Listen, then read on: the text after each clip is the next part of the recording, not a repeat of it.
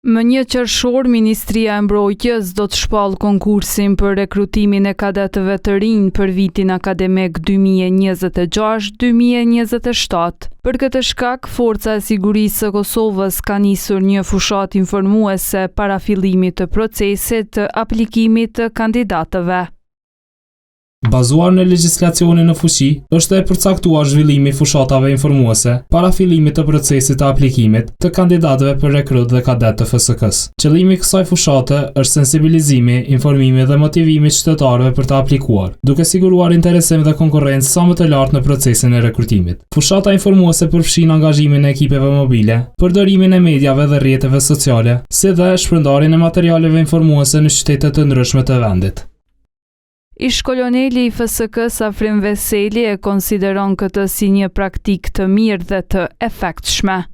Po, sigurisht është metodë shumë e mirë, është metodë tjetër është kur ushtari i FSK-s kontakton me një të ri, potencialisht që mund të rekrutohet në FSK, nëse shpreh dëshirën, dhe ai ja shpjegon që mësy se çka është FSK-ja, se çka e pret atje kur të punësohet. E ka stabilitetin e pagës të tjera, pra është efektshme. Ndërkaq në konkursin e fundit për rekrutimin e 320 ushtarëve të rinj aktiv, i cili ishte i hapur në periudhën 27 mars 2026, janë pranuar vetëm 1904 aplikime, numër kogja i ulët në krahasim me vitet e kaluara. Ky interesim i ulët për të bërë pjesë e FSK-s sipas Veselit ndikohet nga shumë faktorë. Ka shumë faktorë që ndikohet. Po them një pjesë të rinjve na ka ikur jashtë, një pjesë tjetër nuk ka interesim për shërbyer në uniformë, sepse edhe uniforma i ka ato sfidat e veta të mëdha. Pra ndër viteve kemi një përshkallëzim në rënje të interesimit të rinjve për të shërbyer në vend.